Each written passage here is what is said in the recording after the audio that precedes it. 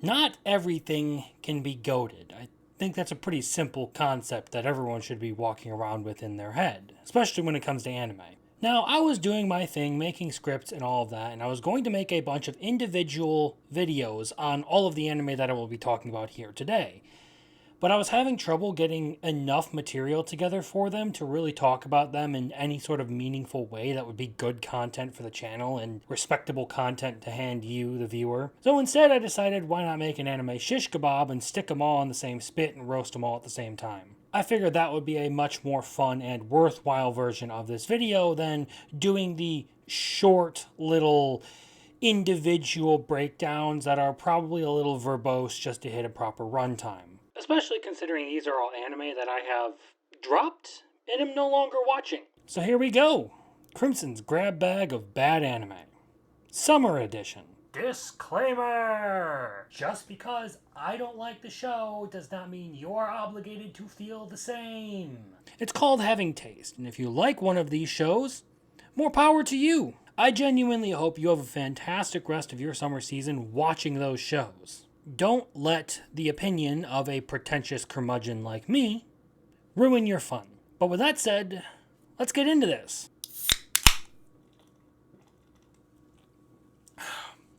Alright, first one on the list should be this shoujo anime called April Showers Bring May Flowers. Or at least that's what its title in English is anyway. This is one of those ugly girl has fateful encounter with popular boy sappy shoujo stories that you hear about every so often. The difference is that this one actually goes out of its way to make our main character properly ugly. It's not one of those, I took off my glasses and washed my hair to become beautiful kind of anime.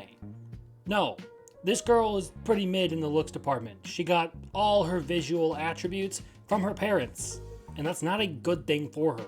But while I respect it for actually delivering on something I haven't seen many stories have the cojones to actually do, the rest of it just wasn't for me. For a touch more context, it's not like I'm averse to shoujo.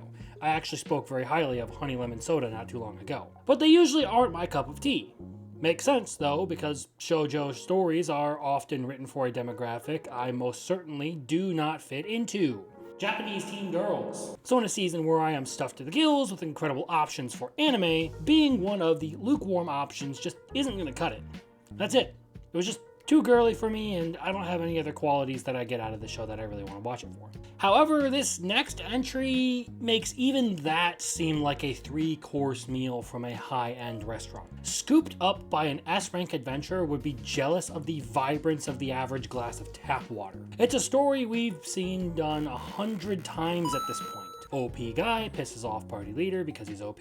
Party leader goes full retard. Never go full retard. And boots the guy from his party. OP guy goes and drowns himself in all the pussy he gets surrounded by once he actually leaves the other party. For crying out loud, if isekai anime are clowned on for being a dime a dozen, this anime genre, or subgenre, however you want to go about it, is mass-produced Chinese generic isekai with the animation budget of a couple of potatoes and 800 yen divided between each of the 30 or so underpaid and overworked animators who made this show. For brief synopsis, Lloyd is a white mage, which in this world is basically just a support mage. That's all he does. The difference between him and every other white mage, though, is that Lloyd is just stupidly good at everything he does, and even the group of S-rank adventurers who pick him up after he is booted out of the hero's party are consistently flashbanged and stun-locked into submission by the sheer amount of bullshit this dude pulls. And that's pretty much this anime in a nutshell. With no animation feats and zero compelling story beats, you get more and more exhausted of its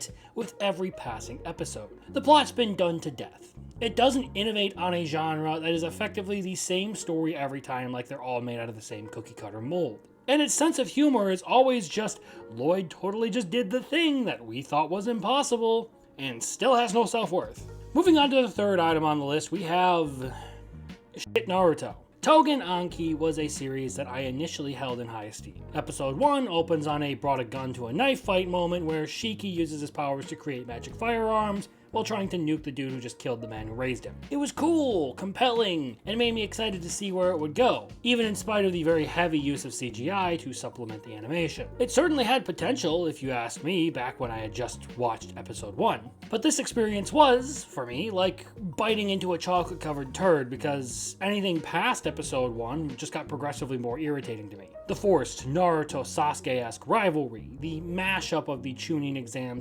/ Bell training arcs, the obnoxious main character who has all of Naruto's irksome qualities, but none of his endearing ones. I got to the point where the main character's combined stupidity and brashness made me completely uninterested in watching the rest of the show. The lightning fast pacing for how it decided to go about copying Naruto's homework also did not help.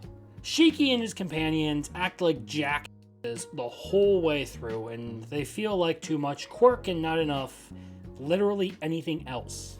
It's the equivalent of people who think that powerful flavors in food make something good. Just make the personality explosive and unique, and that means people will like it because it stands out, right? And while I do enjoy some larger-than-life or over-the-top personalities, there is ultimately a limit to what I will tolerate, and this far exceeds that. And then we have Apocalypse Bringer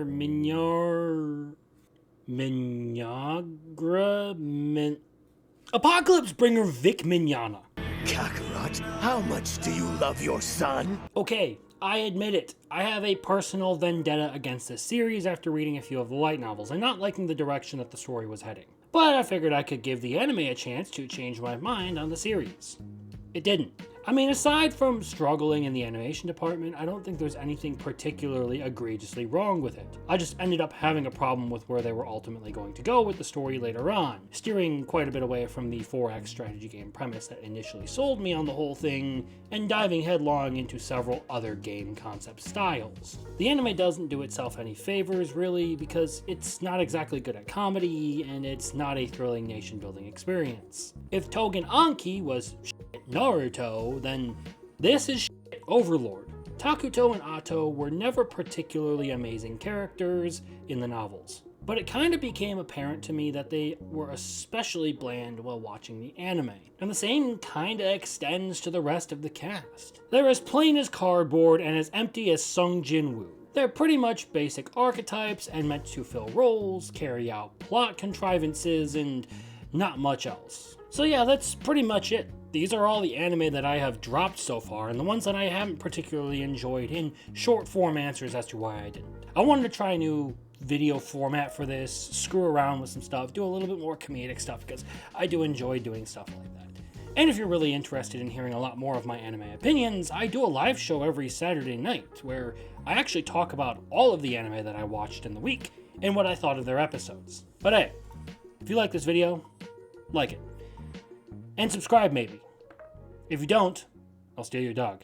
I am just now realizing there has been primer in my beard this whole freaking time from work.